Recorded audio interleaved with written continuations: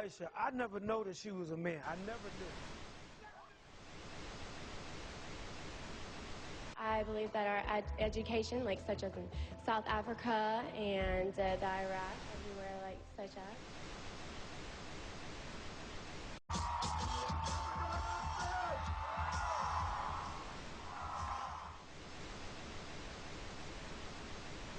Platform 8 for the 2228 Southern service to Eastbourne via Lewis. Please join front 2. One option, placing a tracking microchip under a service member's skin. Former Special Operations Officer. And if you hear the shouting, it's a group of demonstrators who've come. 9/11 was an inside job.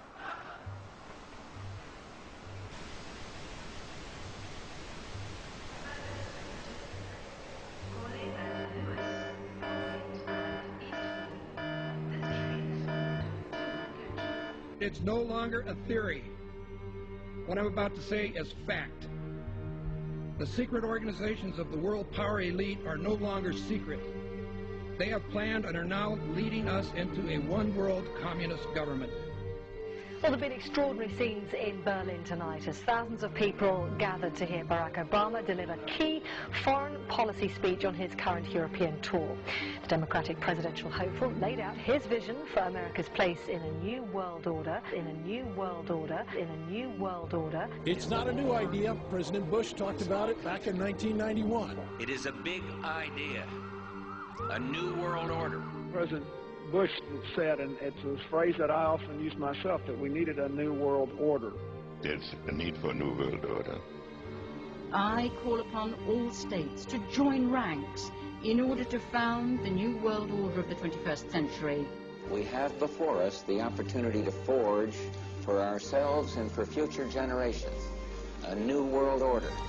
When we are successful, and we will be, we have a real chance at this new world order. And people talked then, in 1990, of a new world order. And the question for us is how we meet and master all these challenges to ensure that Britain enhances its competitiveness in the process and realizes what I believe is our destiny of success in this new world order. So, in conclusion, ladies and gentlemen, a new world is emerging. It is a new world order with significantly different and radically new challenges for the future. And people better understand that they mean exactly what they're saying. It's a new world order they're trying to create, and they're trying to do so not only without approval or consent of the governed in this country, but despite the popular will. This is a straightforward assault by the elitists in this country. There is a global meltdown coming. It is a global depression, and one world currency and one world financial system is the end game. China said last week they want one global currency. France said yesterday or the day before that they want one world order, a new world order, at the end of this event. Gordon Brown will today call on fellow world leaders to seize the opportunity created by the worldwide economic crisis to create a truly global society. The Prime Minister will use a high-profile speech in the City of London to say that Britain, the US and Europe should join together to create a new, stronger and more just world order.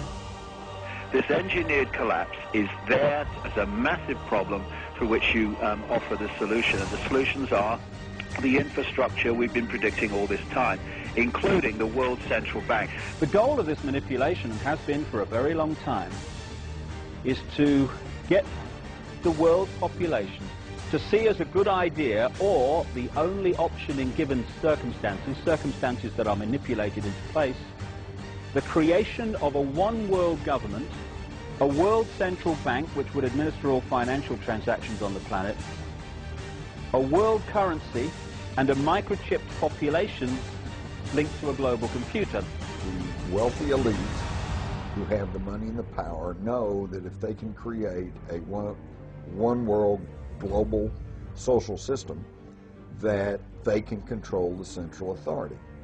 In other words, world control, world domination, one of the oldest desires in the history of the world. There's a very, very clear-cut and easily identifiable system in place that puts all of these elements from media control to government control to energy control together into one apparatus working together effectively towards its final goal, which is, global control. Because of the compartmentalized pyramids that they've constructed within all these institutions of government and finance and corporations, the vast majority of people who are daily making contributions to push the world in this towards this Orwellian global state have no idea that they're doing that because they don't know how their contributions fit in with everyone else's. Only the few at the top do.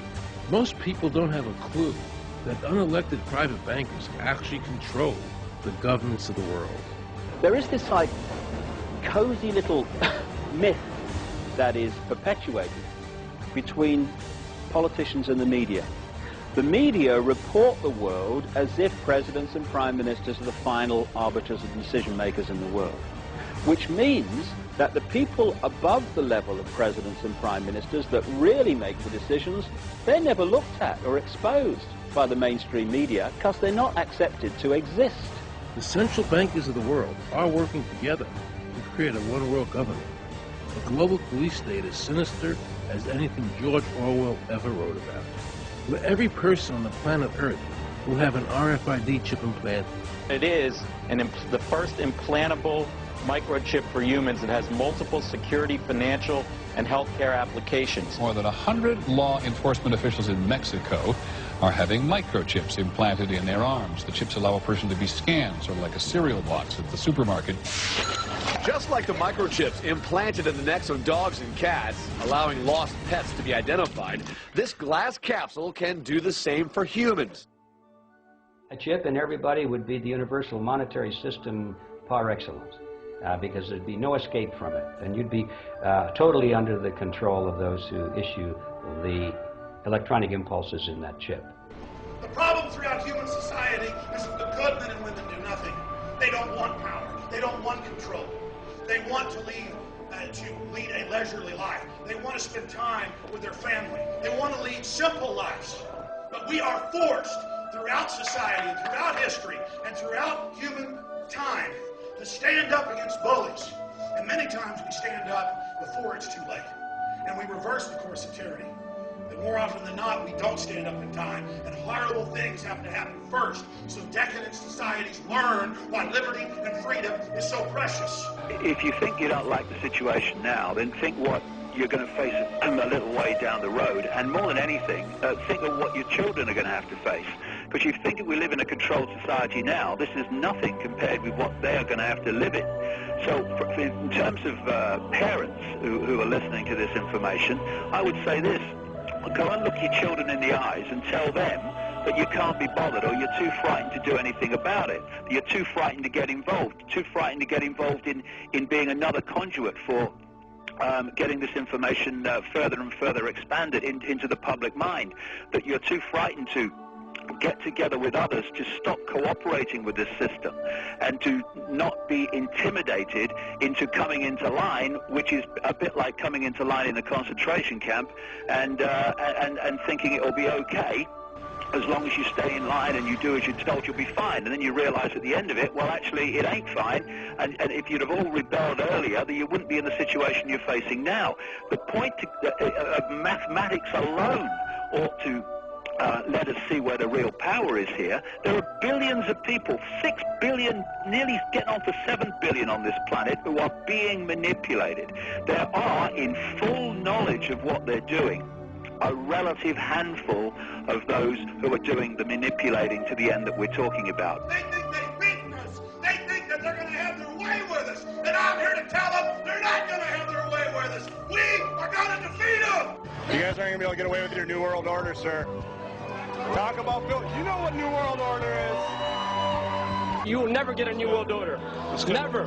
National sovereignty will prevail. The New World Order is going down, sir. You can laugh. Wake up, people. Wake up. Research the New World Order. This is important. Look it up. Investigate it. Your New World Order will fall. Humanity